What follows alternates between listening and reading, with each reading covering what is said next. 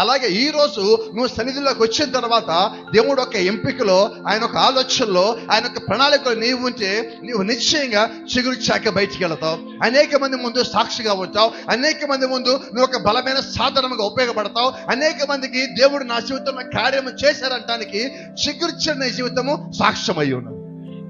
Praise the Lord. నా మాట మీ జ్ఞాపకం చేసుకోండి. చిగురించడం అనేది నీ వలన అయ్యేది కాదు. చిగురించడం అనేది దేవుని వల్ల అయ్యే కార్యమై ఉన్నది.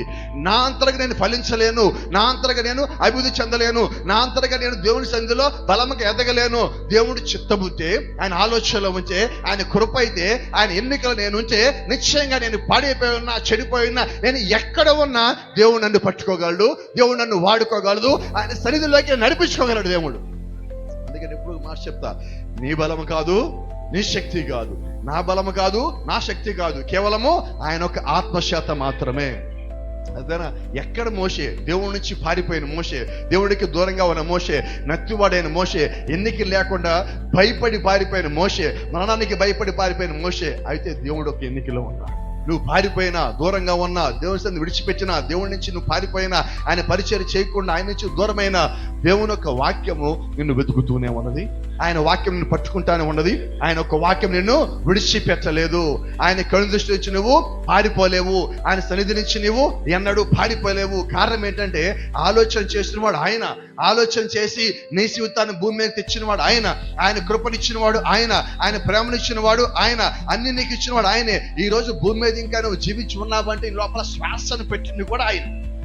కాబట్టి నీ జీవితంలో అన్ని కార్యాలు చేసేది ఆయనే. కాబట్టి ఈ రోజు ఒకటి ఆలోచన నువ్వు కలిగి ఉండు, ప్రభువా నేను జీవించుట నీ చిత్తము, నేను సన్నిధిలో ఉండుట నీ చిత్తము, నీ వాక్యము నమ్ముట నీ చిత్తము, నా ప్రతి ఆలోచన నీ చిత్తము. నా సొంత ఆలోచన నేను చేయను కానీ ప్రభువా నీ ఆలోచనే నా ఆలోచనగా నేను అడుగులు ముందుకెట్టా, నాకు సహాయం దయచేయి ప్రభు అంటే ఈ రాత్రి నా దేవుడు సహాయం చేసే దేవుడిగానే ఉన్నాడు. ఆయన నీ తరపు నిలబడే దేవుడిగానే ఉన్నాడు. అయితే ఇక్కడ చేయాల్సింది ఏంటి? మోషే సేవకుడై ఉన్నాడు, అహరోను దేవుడి దగ్గర విశ్వాసిగా ఉన్నాడు, తర్వాత యాజకుడై ఉన్నాడు. అయితే అహరోను చేతిలో కర్ర ఈ రాత్రి మనవలే ఒక విశ్వాసిగా ఆయన సన్నిధిలో ఉన్నాడు. ఎక్కడ పెట్టిన కర్ర అక్కడే ఉన్నది. అలాగే నీవు కూడా దేవుడి యొక్క సన్నిధిలో ఒక పని నిమిత్తమో, ఒక పరిచయ నిమిత్తమో నీకు అప్పగించబడినప్పుడు, నువ్వు దాంట్లో నమ్మకంగా ఉన్నప్పుడు నీ జీవితం చిగురించదా?